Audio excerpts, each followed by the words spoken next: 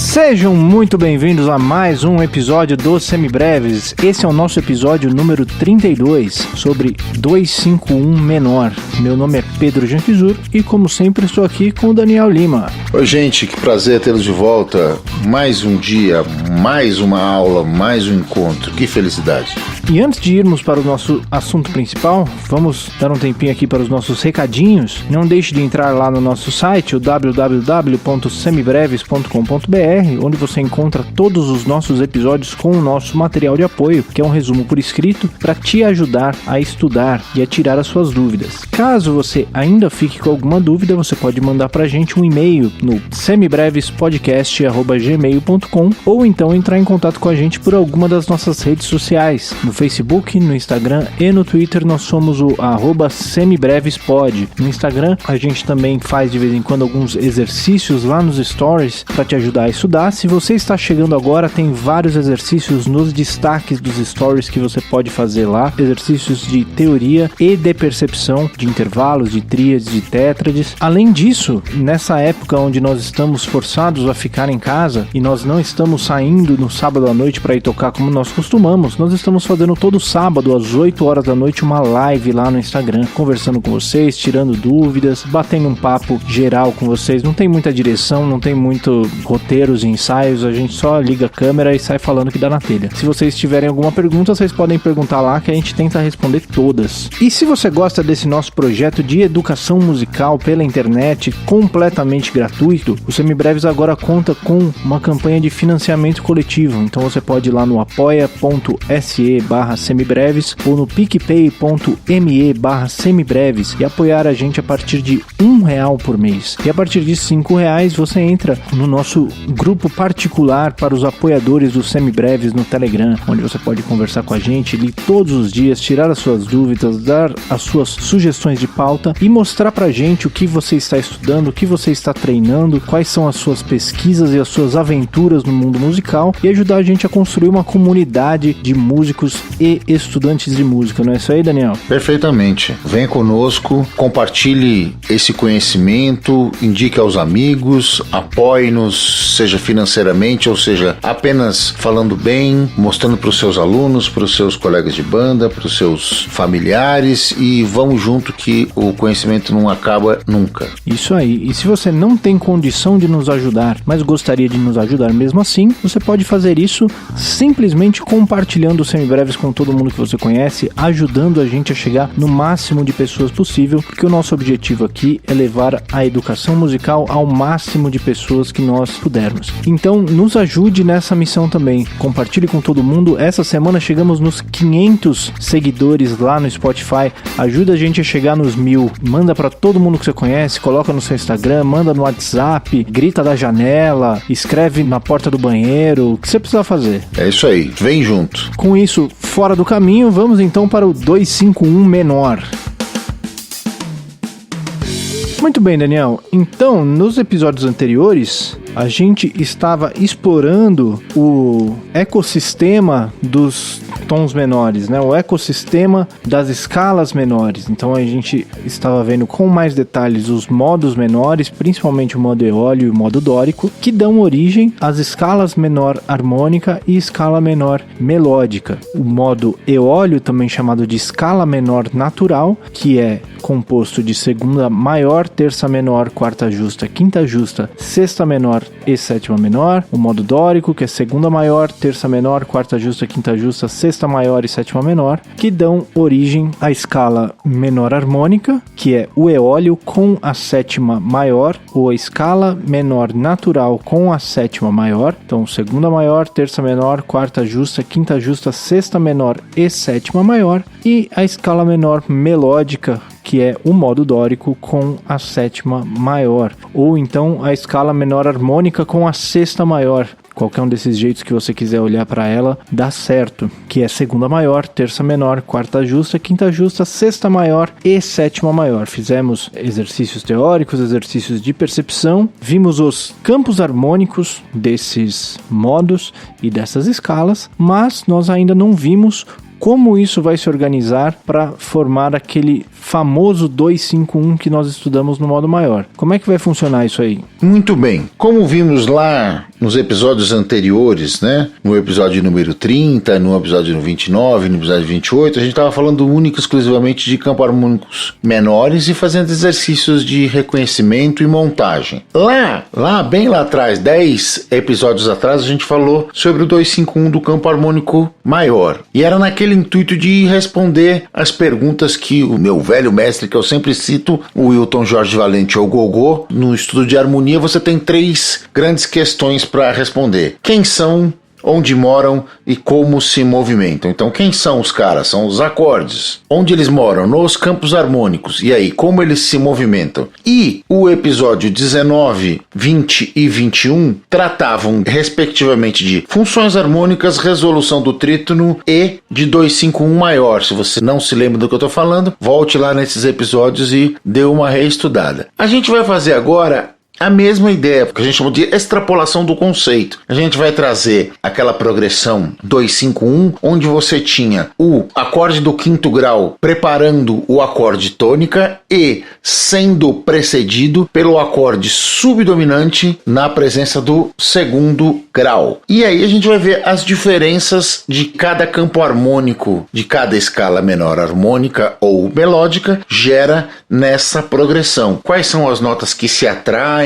quais são as marchas das vozes internas, quais são as marchas dos baixos, etc, e etc. Semelhante ao 2-5-1 maior é a marcha dos baixos. Então, onde você tinha o caminhar desses danadinhos, as tônicas dos acordes, ou os baixos, como queiram, em quartas ascendentes ou quintas descendentes, você vai manter o mesmo movimento. O que vão mudar são as características dos acordes. Nós não estamos preparando mais um acorde maior. Então, onde a gente preparava alguma coisa mais ou menos assim, agora a gente vai chegar numa coisa mais ou menos assim.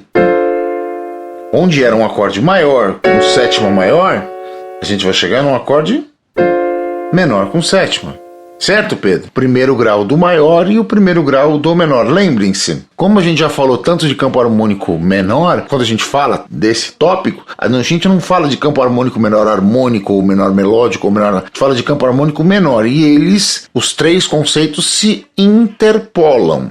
Eles trabalham as 3 escalas juntas. Como é que vai funcionar a montagem dos acordes aí, Pedro? Isso significa que a gente vai ter algumas opções de notas para ser usadas, tanto no caso do 2 quanto no caso do 5 e também, em última instância, no caso do 1 também. Eu acho que a gente podia começar falando só do 5-1. O que você acha? É uma boa, interessante. A primeira coisa que a gente precisa prestar atenção no 5-1, quando a gente falou lá do campo harmônico maior, a gente falou da resolução do trítono, que se resolvia por semitons, um semitom ascendente e um semitom descendente em movimento contrário. Então esse trítono, uma nota descia meio tom e outra nota subia meio tom. E dependendo do contexto, poderia ser, qualquer uma das notas poderia subir ou descer dependendo de onde você ia resolver esse trítono. No caso da resolução para o acorde menor, se vocês bem lembram, o trítono resolvia uma nota subia para a tônica do acorde tônica e a outra nota descia para a terça do acorde tônica, as duas por semitom. No caso da resolução do menor, uma das notas vai continuar subindo um semitom para a tônica do acorde tônica, porém a nota que desce para a terça do acorde tônica vai descer um tom, porque agora a terça do acorde tônica é menor e não mais maior. Vamos ver como isso soa, só o trítono, ó. O trítono e o baixo. A tônica no grave, a sétima e a terça rumando para o acorde menor. Mais uma vez. Onde você tinha por semitom ascendente a terça indo para a tônica, você vai ter também agora por tom descendente a sétima para a terça menor do acorde. Vamos destrinchar isso aí? Quais notas você está tocando e qual é que é o movimento que elas estão fazendo? Muito bem, eu estou tocando aqui 2 acordes muito simples, que é um Mi com sétima, numa abertura para crianças. Baixo, 1, 7 e 3. E estou indo para a fundamental no tom de Lá menor com sétima, com 1, bemol 3 e 1 de novo. Então o que você está tocando é Mi, Ré e Sol sustenido no primeiro acorde. Exato. Então o Sol sustenido sobe meio tom, então vai para um Lá, que é a tônica do acorde Lá. E o Ré desce um tom até o Dó, que é a terça do acorde Lá. Então fica assim. E o baixo continua fazendo esse mesmo movimento, de quinta descendente ou quarta ascendente. Os movimentos dos baixos vão ser os mesmos dos movimentos dos maiores, porque a gente continua falando de um 2-5-1. É importante ressaltar também que caso essas duas vozes estivessem invertidas, então se em vez de Mi, Ré, Sol sustenido, nós tivéssemos Mi, Sol sustenido e Ré, o movimento das duas vozes continuaria o mesmo, mas em vez dele abrir da nota de baixo, descer e da nota de cima subir, ele ia fechar. Então a nota de baixo sobe e a nota de cima desce. Vamos ver como é que soa isso.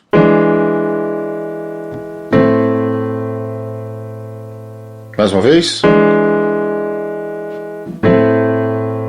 Então fez. Essas são as vozes internas e a marcha do baixo. Tudo junto, tocando todo mundo ao mesmo tempo agora. Muito bem, então esse é o movimento do 5-1 do menor. E quando a gente vai para o 2, o que a gente faz com ele? Muito bem. Voltando um passinho atrás, vamos relembrar as duas possibilidades que surgem nesses nossos 3 campos harmônicos que nós vimos. Nós, lembrando a você que nós estamos trabalhando com o natural, com o harmônico e com o melódico. No natural e no harmônico, nós temos como 2 um acorde meio diminuto. E no melódico, a gente vai ter um acorde menor com sétima. Então nós temos as duas possibilidades. Os dois acordes podem ser utilizados como 2. Tanto a família do acorde menor com sétima, quanto a família do meio diminuto. Da mesma forma. Esse é um spoiler que a gente já tinha dado lá atrás, quando a gente começou a falar dos tipos de acordes. Quando a gente chegou no meio diminuto, a gente disse que ele podia ser encarado como uma função dominante, nesse caso substituindo o quinto grau, ou então era mais comum que ele fosse visto como função subdominante em um 2-5-1 menor. Era disso que a gente estava falando. Esse segundo meio diminuto, indo para o quinto grau e resolvendo num menor, é muito comum sempre que a gente está falando de música tonal menor. Vamos ver como é que soam essas duas possibilidades? Aí a gente vai ter que organizar um pouquinho melhor as vozes dos acordes. Vai dar um pouquinho mais de trabalho. Mas vamos lá. Vamos fazer em Lá menor de novo, começando pelo Si meio diminuto, indo para o Mi com sétima e caindo no Lá menor com sétima agora. Agora eu fiz todo o tedrático. Mais uma vez o replay da jogada. Vamos descrever as vozes dos acordes. Eu tenho aqui no baixo o Si, e aí depois eu tenho na mão direita Si, Ré, Fá e Lá, posição fundamental. Vou cair para o Mi com sétima. Então eu vou ter Mi no baixo, Si, Ré, Mi e Sol sustenido, e cair para o Lá menor com sétima. Lá menor vai ser Lá, Dó, Mi e Sol. Então veja, eu fiz aqui um movimento onde eu tinha no Si meio diminuto a abertura de 1, bemol 3, bemol 5 e 7. Rumei para o Mi com sétima, onde eu tinha 5, bemol 7, ou 7, né? Sétima menor, a tônica e a terça, e fui para a posição fundamental do Lá menor com sétima. 1, bemol 3, 5 e bemol 7. E mantive na esquerda aquela marcha tradicional dos baixos, né? Aquele...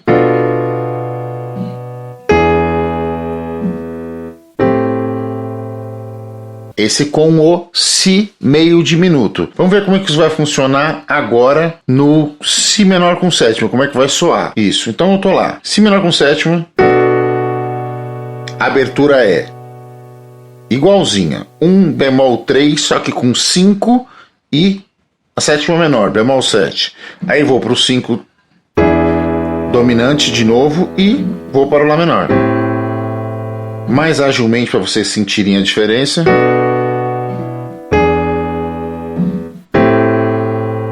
Com o Si menor com sétima. Perfeito, Pedro?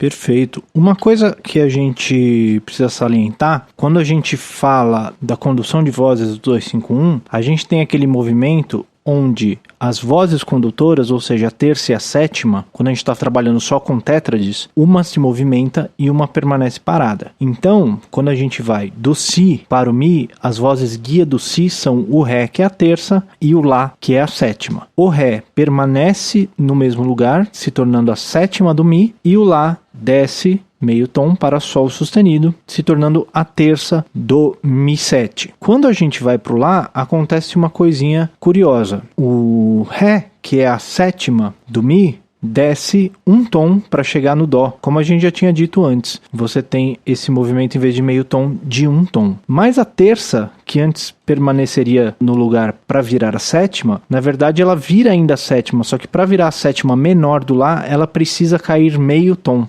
Então a gente tem esse outro movimento na condução das vozes guia, que é diferente de como ele era lá na condução do 251 maior. Veja que eu fiz aqui uma coisa que eu já disse até anteriormente em outros episódios, não sei se falei disso em episódio do podcast ou se falei disso na live, mas estava falando sobre as quintas dos dominantes. Nessa condução de vozes especificamente, que eu usei aqui do Si menor com sétima, caindo para o Mi7, indo para o Lá menor, eu usei a quinta do danadinho por continuidade harmônica aqui, né? Eu mantive o Si, que era a tônica do Si menor, usei a quinta.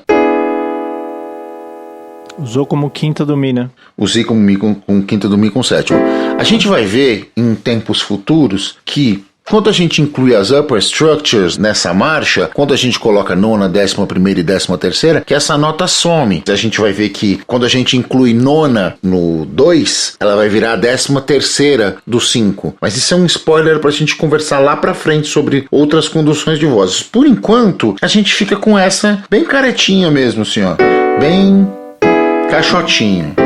Apesar das vozes já estarem aqui já arrumadinhas, apesar de não ter nada de especial, não ter nada de ultra tenso, mas eu não usei mais posições fundamentais. Todos os acordes do comping estão próximos do Dó central, que é uma característica importante desse tipo de acorde para que eles soem com essa característica, e eu conduzi as vozes internas da maneira como o Pedro já denotou, descendo ou subindo por grau conjunto. As vozes internas desses acordes, elas se movimentam sempre por grau conjunto, ou por semitom ou por tom inteiro, já então deixando tudo organizadinho de forma a que ele soe como uma marcha realmente, né? Porque se você toca as vozes espalhadas, se você pega e coloca os acordes em posição fundamental desse jeito que eu estou fazendo agora, a coisa tende a não soar organizada, né? Se você faz desse jeito, ela soa muito melhor. Já funciona, o encadeamento funciona muito melhor, né? A gente tem muito mais coisa que pode ser adicionada em cada um desses acordes, mas isso aqui, esse jeito que a gente está fazendo, que a gente explicou aqui agora, já é a forma completa dessa condição de voz. Aqui já não está faltando nada. Até agora a gente estava introduzindo os assuntos e apresentando eles de uma forma um pouquinho resumida. Agora já é aquele arroz com feijão completo, já está temperado, já tem um alho, já tem uma cebola, outros temperos e outros acompanhamentos a gente vai ver mais pra frente, mas nesse momento a gente já tem uma refeição balanceada, digamos assim. Em matéria de harmonia tedrática, é isso que a gente pode incluir nessa ideia de 251. É dessa maneira que ele trabalha. E aí a gente tem, pra gente prestar atenção, a diferença do 251 com o meio diminuto para o 251 com um acorde menor no 2. A gente percebe que o acorde menor na posição do 2 soa bem mais aberto, né? Soa um pouquinho menos fechado e melancólico. Ele dá um quê de esperança no começo, ainda que eles terminem no mesmo lugar. Vamos ouvir essa diferença de novo? Vamos lá então, vamos começar com meio diminuto. Toquei. Aí pro dominante. E aí para o acorde tônico. Mais uma vez, para você sentir o sabor diferentão dele, ó. E aí para o dominante. E então para o acorde tônico. Agora a mesma coisa com o acorde menor com sétima fazendo a função de 2. Um pouquinho mais alegre, né? E aí, indo para o acorde tônico. Mais uma vez, alegrito. E aí, pro dominante, parece que ele vai pro maior. Ele não vai pro maior, ele vai pro menor. É isso aí. E a gente tem ainda uma outra possibilidade, que é terminar no acorde menor com a sétima maior, né? Se usa em algumas ocasiões para se terminar a música, principalmente no meio da música, assim, no meio do discurso é difícil, mas para finalização, às vezes essa sétima maior é usada também. Como é que ficaria esse 2-5-1 com a sétima maior? Vamos ver como é que fica? Só que nós já vamos fazer completo, né? Já vamos sair do Si menor com sétima, olha lá, ó. E aí para o Mi com sétimo, e aí para o Lá menor com sétima maior. Olha que cara malucona. Aí a gente tem essa nota da ponta que permanece no lugar, que era aquela característica do 2-5-1 maior, né? Porque agora a gente tem a sétima maior. Mais uma vez, Pedro? Vamos ouvir isso aí. Vamos lá. E agora, ó? Ó a cara dele.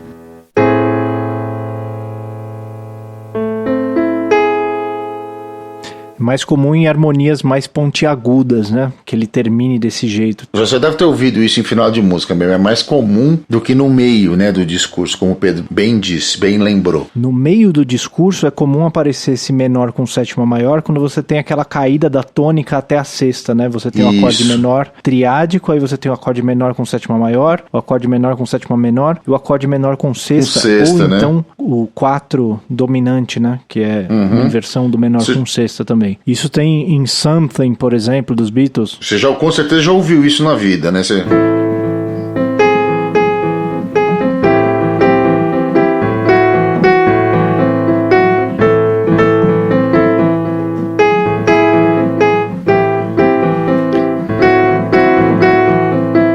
já ouviu isso milhares e milhares e milhares de vezes. Essa é uma daquelas, como o Nelson Faria chama, uma daquelas figurinhas que quando você cola no álbum você reconhece toda vez que você ouve. A hora que você aprende qual é que é o som disso daí, toda vez que você ouve você já sabe o que é. Tem uma dessas também passeando pela quinta, né? Com um acorde maior, também, né? Aí vira o James Bond, né? Isso.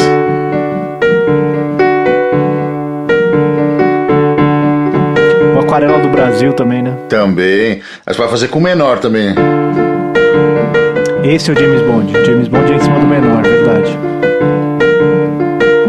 Esse é o Secret Agent Man, por isso que Agent Man. Por isso que o Pedro lembrou do James Bond, é isso mesmo. Tem essa tensão, né? É, exatamente. Quem conhece essa música, né, do Secret Agent Man, né, já saca isso, esse é o acorde da introdução. Não é exatamente nesse tom, é em Mi menor, mas já deu pra você sacar. Já toquei muito essa aí, nos tempos de rockabilly. Pois é. Muito bem, vamos dar uma recapitulada então no que a gente falou nesse episódio do 2-5-1. Quando a gente vai fazer o nosso 2-5-1 menor, a gente tem duas opções de 2. A gente pode usar o 2 meio diminuto ou a gente pode usar o 2 menor. O 2 meio diminuto que vem da escala menor natural ou da escala menor harmônica e o acorde 2 menor que vem da escala menor melódica ou do modo dórico. Tanto o acorde menor quanto o meio diminuto se encadeia para o acorde 5 dominante, da mesma forma que acontecia lá no 2-5-1 maior, resolvendo no acorde 1 menor. Essa resolução no acorde 1 menor tem a característica diferente da resolução no maior, que a sétima do acorde 5 desce um tom até a terça do acorde tônica, em vez de descer meio tom, como fazia lá na resolução do 2-5-1 maior. Certo, Daniel? Então, esse é o nosso 2-5-1. Podemos ir para as nossas dicas culturais? Vamos lá, vamos ver o que a gente tem preparado para hoje. Vamos nessa.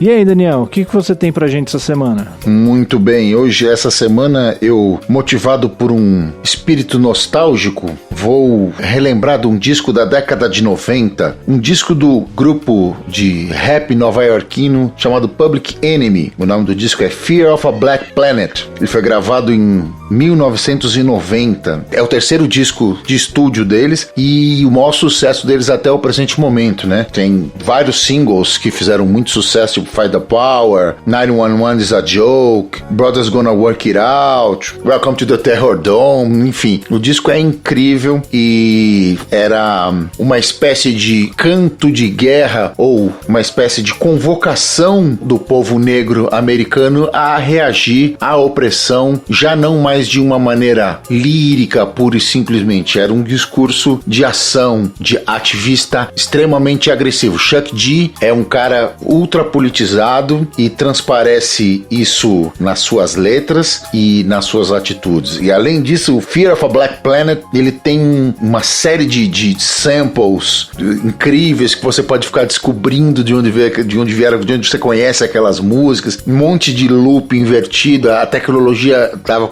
começando a avançar, né? Então a coisa começa a musicalmente ficar bem mais complexa do que o cara simplesmente soltar o beat e o cara ali mandar a rima. Hoje pode parecer comum, né? Que é desse jeito que se faz, né, hoje em dia, mas isso começa a ficar mais latente a partir desse disco. Então a minha dica cultural de hoje é o Public Enemy, Fear of a Black Planet. Chuck D, Flavor Flav e sua turma, mais atual que nunca. Completamente dentro do espírito dos nossos tempos, essa sua dica cultural.